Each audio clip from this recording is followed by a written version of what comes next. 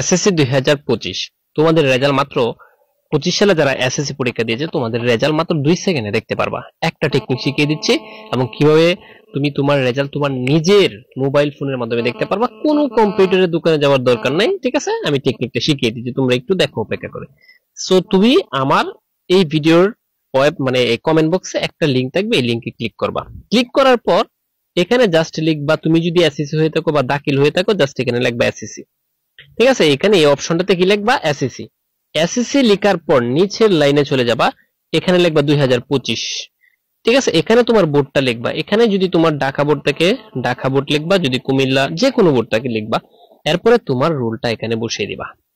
ঠিক আছে, এই জায়গায় হচ্ছে তোমার রোলটা বসিয়ে দিবা। এই যে ধরো তোমার রোল হচ্ছে 55, 45, 60 বাস। হ্যাঁ, এরপরে তোমার এখানে রেজিস্ট্রেশন বসিয়ে দিবা, যেমন 13, 10, 27, 80।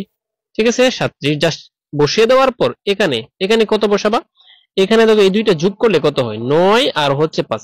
এখানে যে তোমাদের অঙ্কটা থাকবে জাস্ট এখানে অঙ্ক বসিয়ে তুমি সাবমিটে ক্লিক করে দিবা, অটোমেটিক ভাবে তোমার রেজাল্ট চলে আসবে মার্কশিট সহ।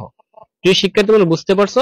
এভাবে তোমার স্কুলে যাওয়ার দরকার নেই, কম্পিউটার দোকানে যাওয়ার দরকার নেই, বিভিন্ন ভিডিও দেখার দরকার নেই। জাস্ট আমি যে সিস্টেমটা শিখাইছি এই সিস্টেমে ক্লিক করবা, অটোমেটিক তোমার মার্কশিট সহ চলে আসবে। কথা বুঝছো?